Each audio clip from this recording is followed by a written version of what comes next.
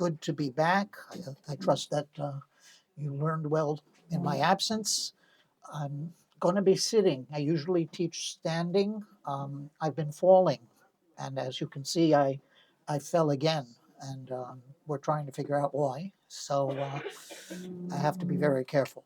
Okay, our shir today is going to be somewhat sobering because, as you see from the title, A Blueprint for Persecution, we're once again going to see something that we've seen often before, and that is that the stories, the familiar stories in the Torah, are very, very relevant, and not only relevant, that what happens to us in our day mirrors in many ways what happened so many thousands of years ago. All right, we're going to begin. If you take a look at the beginning of the shir, setting the stage, the Israelites confront exile. This is setting the stage for the persecution that's about to come from Mitzrayim, and let's take a look at our involvement in that as well. V'amartem, the second pasuk, the whole paragraph. V'ya ki yikra lachem paro. This is Yosef speaking. V'amar ma'asechem, and he asks you what your job, what you do. What is it that you what is your business? V'amartem anshe mikneh hayu avodecha minurenu v'yad ato. I want you to answer him carefully. I want you to say that you are breeders or watchers of shepherds, or mikneh, or that you are cattle herders.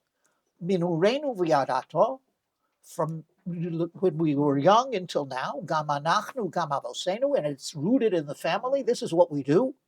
Ba'avur teshvu be'eretz Goshen, ki toavas Mitzrayim kol roa yitzon. So that you will be living in Eretz Goshen, because the Egyptians hate shepherds, and they're going to allow you to live in a separate place. Now let's understand who is speaking here.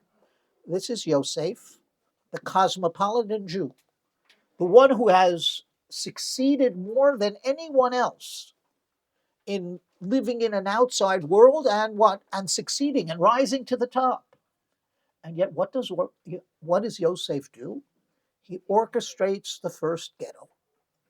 He basically says, I want you to be a part. I know the dangers. I was able to succeed, but there's no guarantee you will succeed. I want you to live separately. I want you to maintain your traditions, and then you will be safe. Do the Israelites do that? Let's take a look at the next line. Vayomer el Paro. These are Yosef's brothers speaking. I can't sit. These are Yosef's brothers speaking. And Yosef's brothers say to Paro, Vayomer el Paro, Lagur ba'aretz. We have come to what? Dwell in the land. Now let's remember, there are two different ways to talk. The Torah talks about living in a particular place generally. Lagur v'lashevet. What's the difference between the two?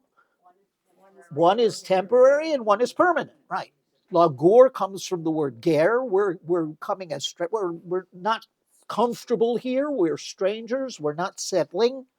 Lashevet means to live, to set yourself up in the particular place. Now look at what the brothers of Yosef say. We have come to dwell in the land because there's no place for our sheep to graze where we are, because of the famine. So we've come down here to dwell. Viato yeshvuna, and now let us settle avodecha be'eretz Goshen. And this may be a Freudian slip, centuries before Freud. We want to not dwell. What do we want? We want to live. We want to settle in Eretz Goshen. And that's exactly, now take a look at the next paragraph. Vayeshev Yisrael be'eretz Mitzrayim, be'eretz Goshen, vayechazuba, vayefru, vayirbu ma'od. The Israelites lived in the land of Egypt in the land of Goshen. They held onto it. They acquired it completely. That's to hold on to. And they multiplied.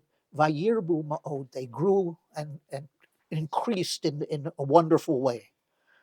Now, what words are extra in that line? What would you say?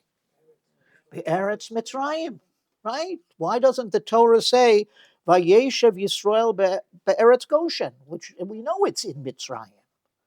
So what is the Torah telling us? That they settled in the Mitzrayim, that they felt that they were part of Mitzrayim. They did not maintain their separateness. And not only that, Vayifru, they settled. This is where we're going to stay. This is our home now. Yeah, nice. Aliyah is a wonderful idea, but we like it here in Eretz Mitzrayim. We want to stay in Eretz Mitzrayim, Eretz Goshen. Go on to the next book of the Torah and take a look in Shmot. Uvnei Yisrael paru vayishretu vayirbu vayatzmu ma'od vatimolei ha'aretz osam. Bnei Yisrael multiplied, increased, became stronger and stronger, and the land was filled with them. It doesn't say the Eretz Goshen was filled with them, right? It says the land was filled with them. And they are starting to move. And the Medrash says, what does this mean? They have the theaters became filled with them. The bathhouses became filled with them. Basically, they were exceedingly mighty, and the circuses, they began to be part of Mitzrayim. They began to be part of Mitzrayim. And to assimilate is correct. And take a look now, they're becoming part. They're becoming part. Now take a look now at the Hamek Davar. This is Reb Tzvi Yehuda Berlin, the Netziv, and he is building on the text in an amazing way. What does he say? Look at the underlined sections. Bolulame de lo beretz Goshen levad hayu the Israel umaleo Israel levad. He says Himalaya arts. So some comes to teach us they did not stay in Eretz Goshen. Vayakom makom panui. Look at the last line. Every open space. Vatimaleo arts. So some they would take. They were looking for the real estate.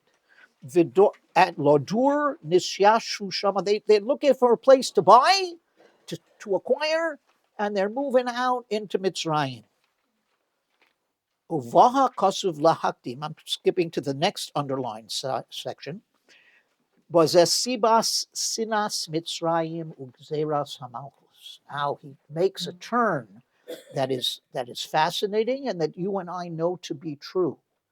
The more we try to be like them, the more what? They hate us. The more they push us away.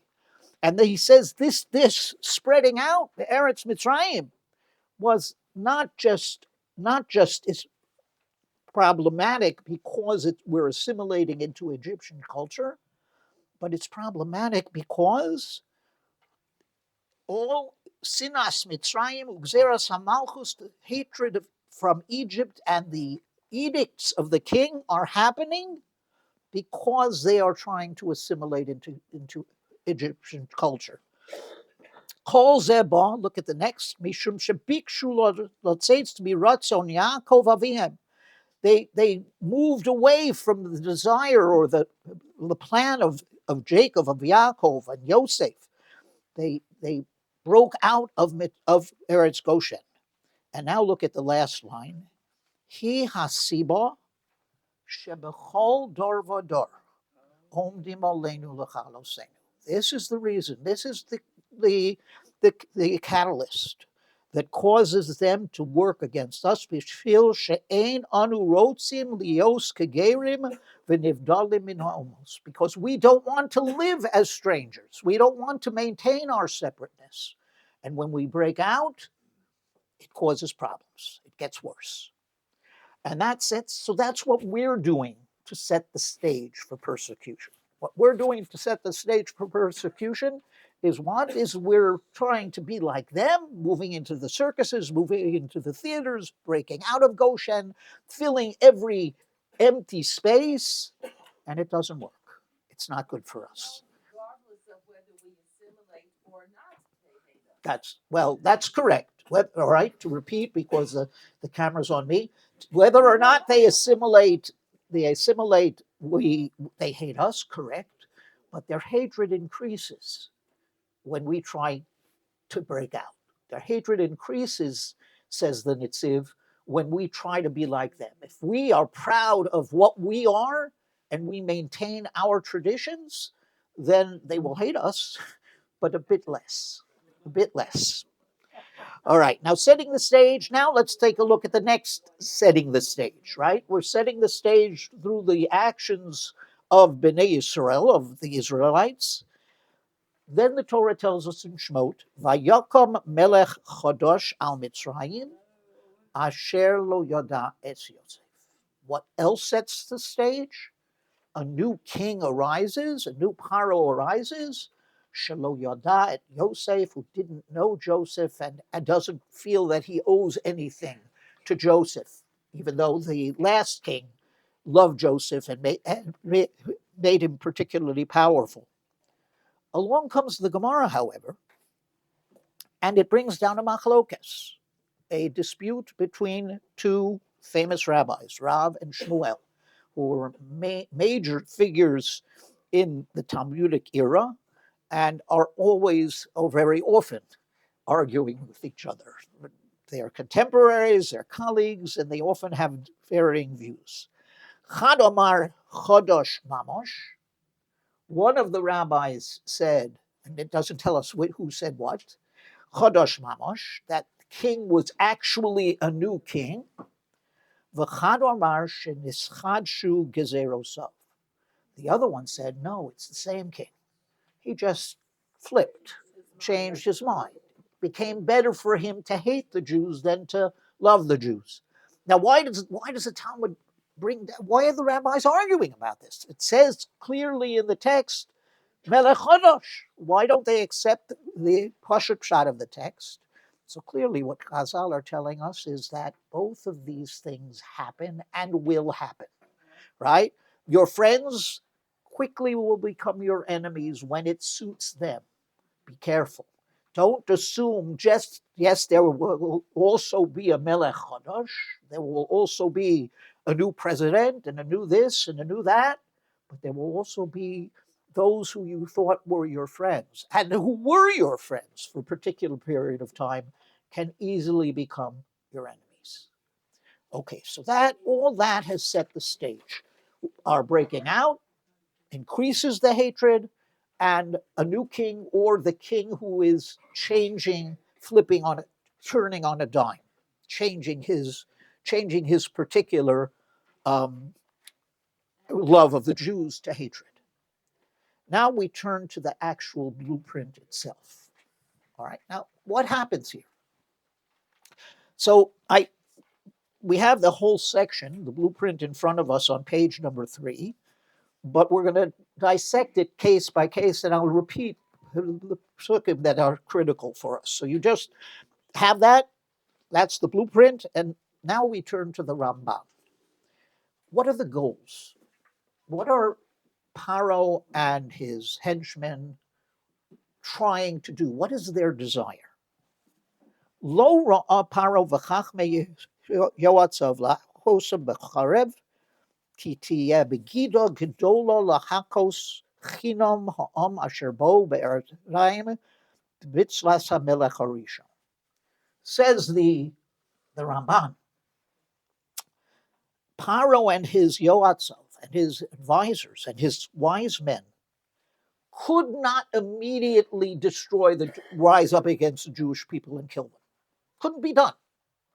You had to do it slowly. It had to be step by step, even from the Egyptian perspective. From the Egyptian perspective, he could not rise up and say, okay, the Jews are our enemies, let's kill them. The Mitzrayim wouldn't allow it. The Jews came, the Israelites came, and again, they're not Jews yet. Jews is from Yehuda, right? They're not Jews yet. They're Israelites. The same will be required in the same mitzvot. Hava nischach balo. Let us be wise to them. Let's go step by step. Let's make them think we're doing certain things, but we're not really going to the full extent. And then we will be able to say the Yoatzim, our nation will be prepared to hit them b'chorev. Then, after we go step by step, then the Mitzrayim will agree with us and we'll be able to do what's necessary. So what's the first step? Turn to the next page. Vayomer elamo, hine am b'nei Yisrael, rav v'otzum mimenu. He says to his nation, behold, the Israelites, the children of Israel, are greater in number and stronger than we are. Hava nischak malo, let's go, and we had this just a moment ago, pen yirbeh, lest they become even more. Vayaki sikrena milchama, and if there is a battle against an enemy, v'nosaf gam hu al-somenu, what they're going to do is they're going to be a third column. They're going to join the enemy. V'alam min haaretz, and there are various interpretations of that last phrase. They will by force leave us, or what go up from the land means, but they're going to become, they're going to take advantage of our good hospitality, and they are going to allow themselves to become part of the enemy. Now, let me ask you a question. Is it possible that Bnei Yisrael were rav v'otzum mimenu? That the Israelites were greater in number and stronger than the great Egyptian empire? So what's he doing? Propaganda. That's the first step. That's the first step. You have to set the stage. You have to have textbooks that demean the Jews, right? You have to have the Nazis who say outright lies and say that if you say the lie often enough and strong enough, what people will believe it. And that's what's happening now in our world, is it not? Right? The genocide, right? Over and over and over again, and in all these different places, and all these different universities, and all these different schools. That's setting the stage. You've got to start with propaganda. Hava nischak balo pen yirbeh. And what are we going to do? They are a third column among us, right? They're people that will rise against us when we allow them to. So let's plan to take care of that potential danger. Vayasimu alav sorei misim leman anoso besivlosam vayiven orei miskenos leparo es pitom ves ramses. They placed upon them specific tax collectors, and not only tax collectors, but officers to watch them work and be with them in their work. And they built Arei Miskinot. They built certain cities. It says, the translation here says, storage cities. There are those who say that they are cities that were Mesukan, that actually you couldn't build them. They fell down all the time. You just kept trying to build them, right? With the tools and the material that's given to you. One second. And what is Paro doing here? He's isolating the Jews. There are special people. The Jewish problem is real, and we have to appoint special taskmasters, different people to take care of them, because they are different. They're not quite like us, and we need to isolate them and put them to work and and give them labor and make sure that they are benefiting us, but at the same time, we're isolating them. Hand up. Were they not slaves already at this stage? Not yet. Not yet. No, because the tax collectors implies they are becoming slaves. But the full persecution, let's understand what the Ramban said is that Paro's game plan is not just to make the Israelites slaves. It is lahakosam b'charev. What he wants from the start is to kill them. And these are the steps that he takes in order to get to that point. So we're isolating the Jews. Nazi Germany, isolating ghettos, places, right? Forced labor. Next. Vayavdu Mitzrayim es bnei Yisrael b'forach. And Mitzrayim worked bnei Yisrael, and here they're becoming slaves, b'forach. What does b'forach mean? So the rabbi, the pashut pshat of the word is hard, back-breaking labor. However, there are other interpretations that are midrashic which see in this word something else. One is perach, soft, right. What are we going to, they said, the Medrash says, what happened? Paro went out himself into the field and said, well, we're not working you alone. Come work with me, right? Do with me. We're settling you in the east, right? We're not. And the perach, we will get the Israelites themselves to buy into what's happening and not revolt. And in addition to that, vayemoru es chayei ba'avodah chasha, they embitter their lives. And again, I keep harking back just in my mind to Nazi Germany and to the concentration camps and to the work and to the labor and what that they made them do, and the stories of you're in the field and you take the stones from one corner of the field and you take them to the other and then put them back, right? Work that makes no difference. But more than that, beforech also means humiliating work that the rabbis say they gave. This is not politically correct, but they gave man's work to women and women's work to men. What you want to do is you want to humiliate them. You want the world to see them humiliated. You want them to see themselves humiliated, and you want the Mitzrayim to see them humiliated. Take a toothbrush and clean the street, right? Do these things. I'm turning them into the other.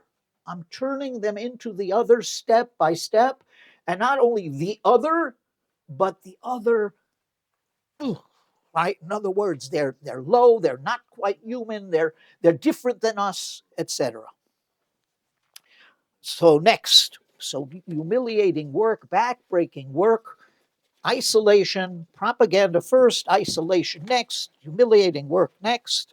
What's the next stage? Vayomer melech Mitzrayim la'aldos sorivios. At this point, Paro turns to the Hebrew midwives. Asher shem hoachas shifra, v'shem hoachas hashenis pua. Right? Two different midwives, Shifra and Pua. The rabbis suggest that it's really Miriam and Yocheved, that it's Moshe's sister and Moshe's mother. I've always found it interesting that, for example, I have a daughter-in-law named Shifra. I know nobody named Pua. I feel bad for her. It's an Israeli name. Is it an Israeli name? Okay. Okay, it's good. I'm glad, because Pua deserves her place in the sun. What? Really? Pua. And Pia is a common Yeah. Spanish name. Okay. Pia. Yeah. Yeah. All right. Okay. I'm glad to hear it because I was concerned for who. Yeah. Yes. Is there a point of view that they might have been the midwives of the Hebrews are not actually Hebrew midwives? It could be that they were Egyptian midwives that dealt with the Hebrews, or that they were midwives from. But the Pashut Prat seems to be that they are themselves Hebrews, right? And he turns to them and he says, "Uri'isem al ha'avnaim, look on the birth stool, im benhu v'miten oso v'imbatsu v'chaya." What I want you to do is I want you to look ahead, look at the birthing stool, see what's happening. And if it is a male child, kill it or don't let it be born, or figure out what to do. And if it's a female child, it's okay. Let her live, because we'll use the females, right, for what we want to use them for. Now, let me ask you a question. Why is he starting this way? So through astrology, he saw that. Right, okay. All right, so that's the Midrashic approach, which is that he saw through astrology that the savior of the Israelites was about to be born. He didn't know whether the person would be Hebrew or Egyptian, and therefore he's and we'll talk about that a little bit later, even in a stronger way. But Vayetzav Paro el Amo kol ben hayilod hayora tashtu. I'm sorry. Led chenes ha'ivrios u'isem al ha'avnaim. All right. The rabbis say that the midwives were able, right before birth, to determine the sex of the child. That's what al ha'avnaim means. So what Paro is starting with is potentially not genocide, not murder, right? It's abortion, right? What I'm starting in an area that is morally complex. I want to bring why would I want to bring a male Hebrew child into this world? Look at what's happening to them. So just don't let them be born. Take care of them before birth if you can. Kill them.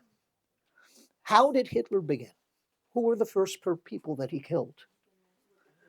The handicapped, the people, right? You begin with that. You begin with mercy killing, right? You're not really murdering the child. You're just aborting the child. You're not really doing something negative. You're doing something positive, because this child will have a miserable life. So we're taking care of things. Right, and it's also pretty secret as well. Correct. All right. So we see that you're beginning step by step. The midwives, by the way, what they don't listen to Paro, and Paro then says, "Okay, we've got to go to the next step." Vayetzav Paro lechol amo lemor kol haben hayilod hayora tashlichu v'chol habatz techayim. All right, now we're getting down to what we want to do. Every male child, throw that child into the river. And we're out in the open now, right? And notice that Paro does not say this to his army. He says this l'chol amo. In other words, he's enlisting all the Egyptians to search out, to find Jewish babies, to make sure that they kill, and to be involved in this genocide. This, by the way, is genocide.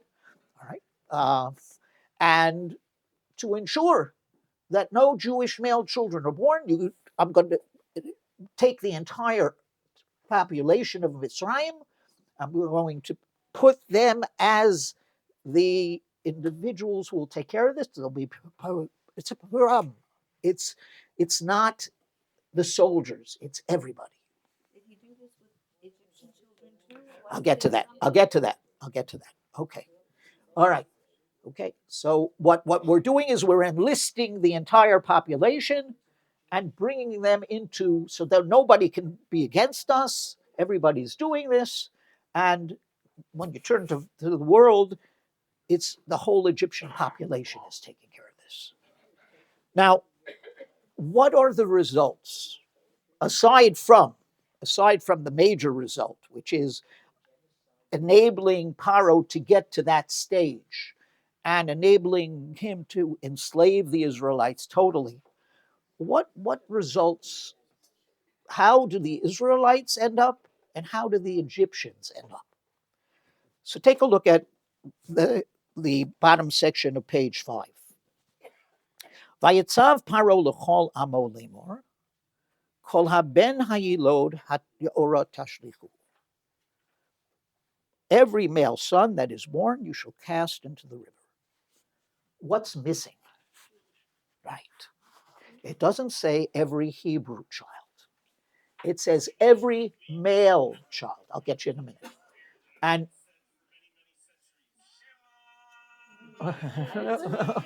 okay, we're at the point where we need that. Okay. So what's missing is it doesn't say every Hebrew child. It says every male child, which leads the rabbis to say that, again, what you said about the astrological prediction that a male child would potentially be a savior, and he doesn't know if it's Egyptian, doesn't know if it's Hebrew, and therefore he's going to tell them to kill all of the male children.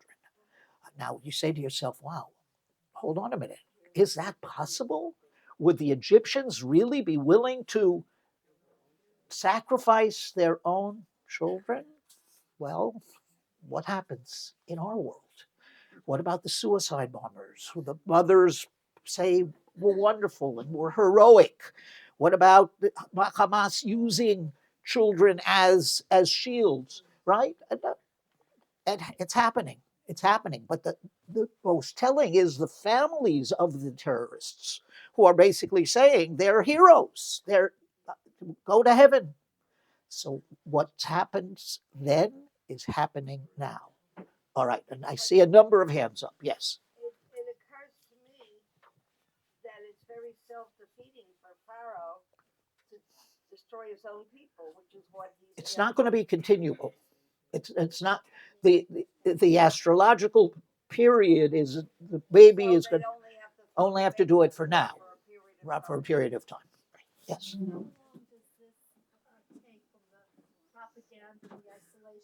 It's an excellent question. I don't know.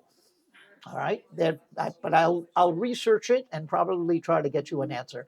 Question was how long does it take from propaganda to genocide? How long did it take this process take?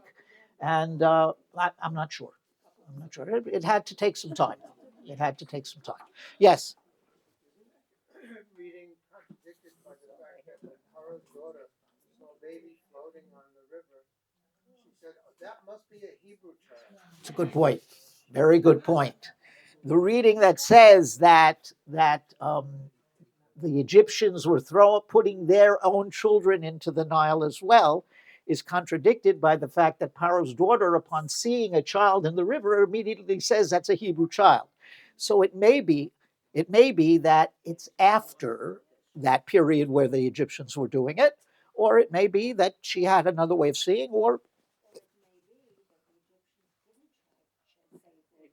all right, it may be that the Egyptians didn't listen to Paro. All right, and it may be that we're reading into the text something that really isn't right. I don't know. That's Chumash study allows you to see layer upon layer and sometimes even conflicting positions, but you learn from each layer. And the possibility that the Egyptians would do this is a real possibility, and that's something that we learn in our own day. Actually answers that question. Does he? And he says that because she heard so according to the Baal HaTurim, it wasn't Moshe the Na'ar. It says the Gematria, Yinei HaNa'ar Bochen is Aharon HaKohen. She saw that a Jewish brother was, or interesting. brother, a Jewish person was crying for another person, she knew the child. That's very interesting. That's very interesting. Okay, so in other words, I'll repeat that. I'll repeat it. She says that the Baal HaTurim suggests, based upon the gematria, whatever, that the Na'ar, and I would to support this you don't call a baby a Nar. You call a Nar is a lad. She heard the lad crying. That doesn't refer, says the Baal HaTurim, to Moshe in the cradle, in the box in the river. It refers to Aharon HaKohen crying for his brother. And then she knew that it was a Hebrew child. So it's a lovely thought. Very nice thought. And as you said, when she heard one Jew crying for another, that's when she... 3 or 4 years older, it also wouldn't really be called a now, right? What? Aaron was only 3, 4 years Well, yeah, Nara would also not be called a Nar, but he's more of a Nar. He's only a couple of years older. All right. Okay. All right. So the results are... That's correct. That's correct. At what point did the status of our people change and they became the lesser? The answer is, through this entire process, step by step, they're becoming the other. They are. We'll see how this affects them in a moment. In terms of a very powerful statement in the Torah, but there's no particular point where you become the slave, right? That's part of what we're learning. That basically you become the slave gradually when you get to the point finally at the end game. That's where you are. All right. Now, in terms of Kol Habenayot, there was something I wanted to say and I just forgot. So you'll bear with me. That's been happening. All right, let's go on. So, I know what I want. Okay, what we see here though is if we're right, what has Paro managed to do? He's managed to engage the entire population through this step-by-step demeaning of the Israelites, right? Now the nation sees them as bugs. Now the nation sees them as less than human. Now the nation doesn't hold back from killing them. So clearly the process worked. Remember, we said in the beginning that the Ramban said Paro and his nation could not suddenly rise and kill the Jews. The Israelites here, they're okay. You don't see any pushback from them. And you don't see any pushback from the Israelites either, right? Because step by step, they're being degraded. In fact, now I'll take a look at a very, very powerful paragraph in the Torah. It's fast forwarding to the point where Moshe and Aaron have come to start being the saviors, and they have come to Paro, and they have said, "You've got to God wants you to let the Israelites go." And Paro says, "Absolutely not. I don't know this God. I don't know who you are." What does he do? He increases the labor upon the Jews. He says, in order to do what they were doing, they needed straw collected to build it, to put it into the bricks. He said, "We've been providing the straw for you. Now you've got to go collect your own straw. And we will not diminish the number of bricks or the work that will be required from you. Right? We're not going to diminish that." So clearly, Paro is refusing and making things worse. And Moshe says that to HaKadosh Baruch Hu. Moshe says, "Why did you send me here? I've only made things worse." But look at this paragraph. Vayifku es Moshe ves Aaron, ditzavim likrosam, b'tzeisa meis Paro. This is talking about the Israelites. They encounter Moshe and Aaron as they are coming out from the palace. Vayomer aleim, Yerah Hashem aleichem v'yishpot, asher hivashtem esreichenu be'enei Paro uv'vnei avodav, L'seis cherev biyodam lahargenu, that you made our aroma, reichenu, negative, bad, in the eyes of, in the world of Paro, in his eyes and in the eyes of his advisors. L'seis cherev biyodam, that you made us look bad. Paro, we were managing, and you've just killed it because you made Paro see us negatively. Now, hold on, what's going on here?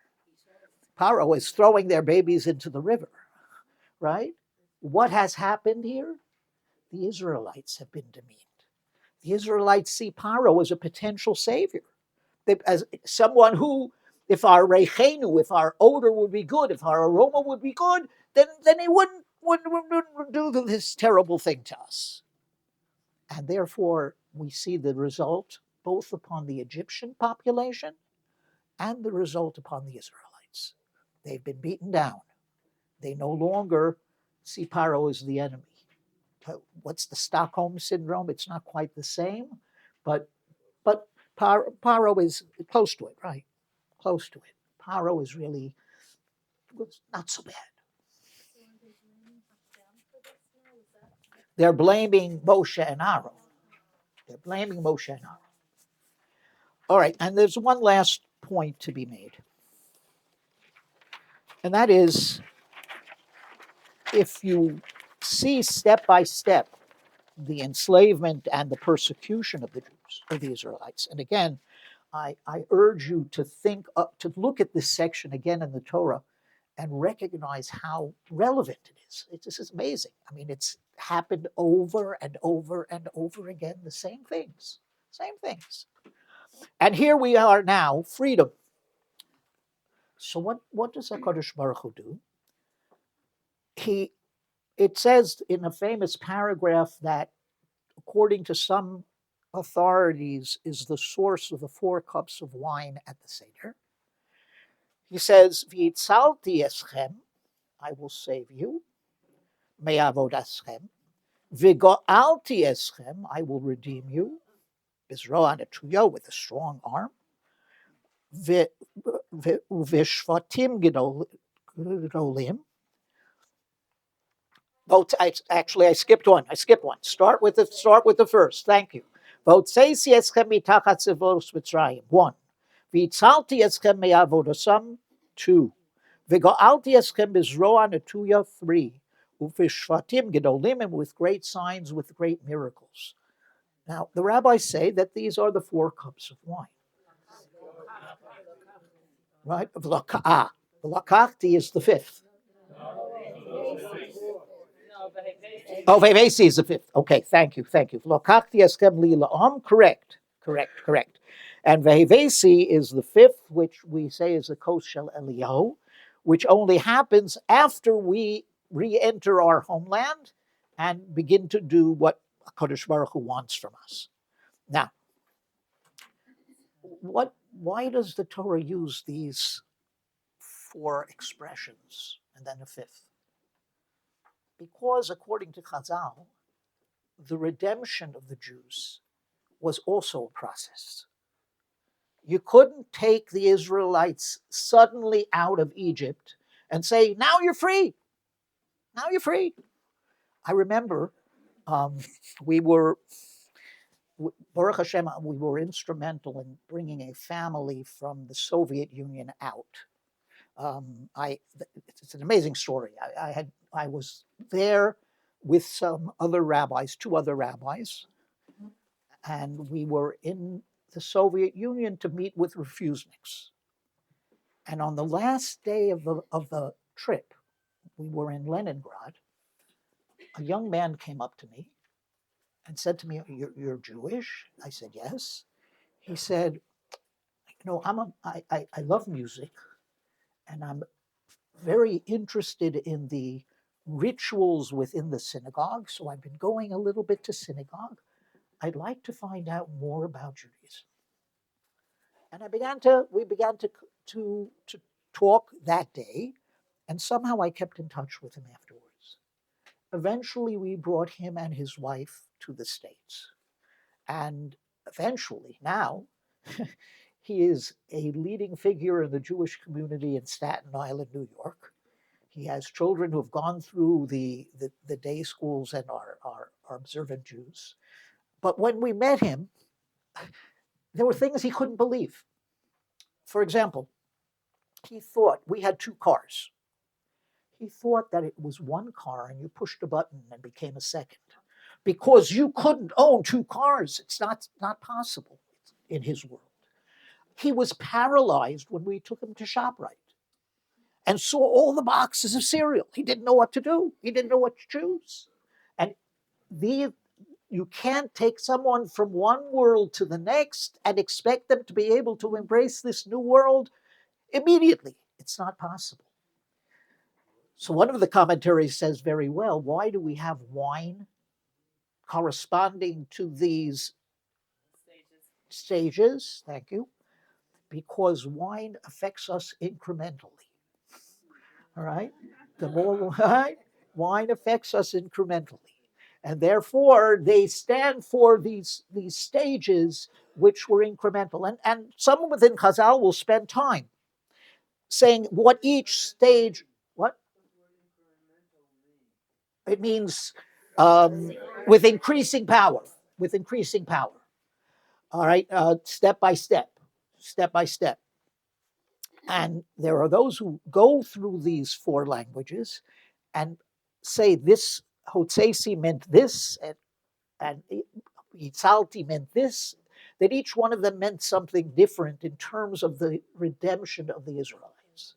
But what Hashem is doing, according to Chazal, is he's trying to reverse the persecution. Right? He's trying to reverse and to have a process of redemption. Is he successful? This generation never makes it, right?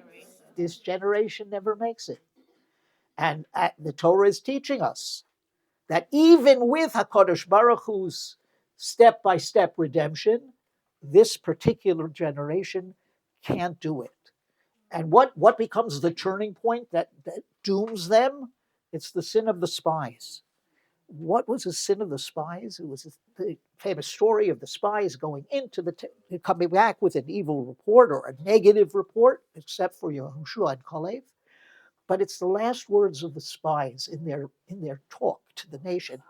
V'anehi be'einenu kechagavim, v'chein hayinu be'eineihem.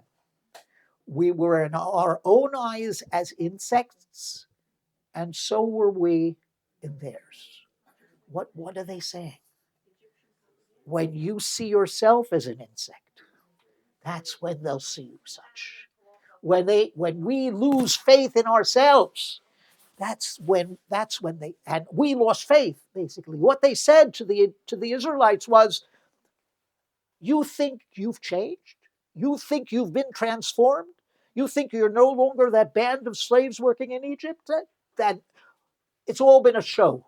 It's all been you went through Yam Suf and all of this stuff and all of these, and the sound and light show at Mount Sinai.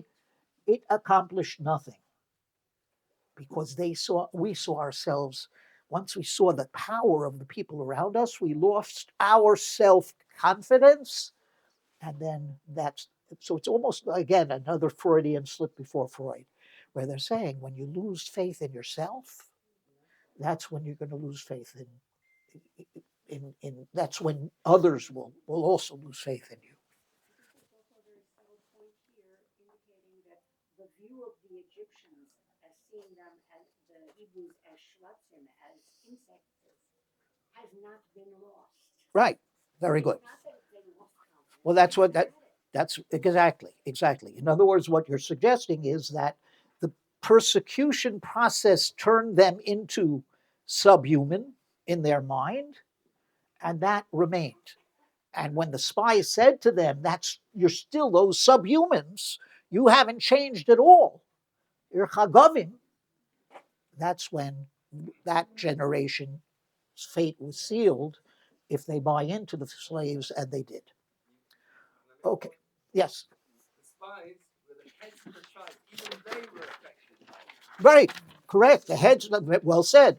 The spies were the upper class, the leaders of the Jewish people, and even they saw themselves as Chagavim. So yes.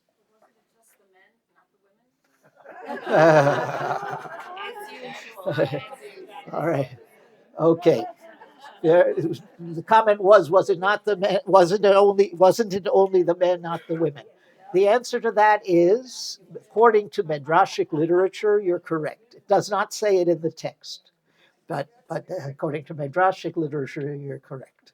Yes. Yes, it reminds me, but I don't know if this is your intention, of the dispute, what should we have done in the Second World War? Should we have fought more? Should we have done, this is a big thing. I mean, Right. Oh, so you're saying that it brings up the question of our response to the Nazis when we were being persecuted. I think what it says is that it helps us understand why we didn't fight back. Because we, step by step, were degraded. In other words, every step of the way, we believed them. We believed them. They were resettling us in the East. It's going to be okay. There were people who escaped after total annihilation of a particular group, came back from under dead bodies to the ghetto and said, "This is what's happening." And no one believed them. No, can't be. The Germans could do something like that? Can't be. so if you're saying that it's human nature, that if you're degraded over a period of time, you too buy into it. So wasn't it self-defeating to send the spies? Because if they also had that same mindset, although they were the leaders of the tribes, if they had that same mindset, then of course that they would come to that conclusion. All right, so I'm going to make two comments. The question or the comment was, wasn't it, given the fact that everyone was affected by the persecution and that leaders saw themselves as insects, why were the spies sent at all? It's right, pretty much.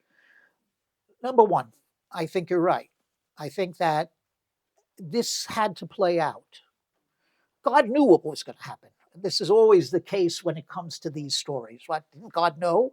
God knew that spies would bring back an evil report. If he knew that, then why did he allow it to happen?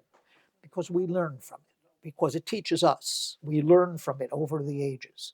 So in many ways, the sin of the spies was inevitable. And it was the turning point that this generation, it teaches us that one generation can't make that leap, even with preparation. The other answer is, again, God didn't do this. The fact that they saw themselves as insects didn't appear until the slaves came back. In other words, everyone felt that, but they went through Yam Suf, they saw Har Sinai, so they potentially on the surface felt that change had occurred.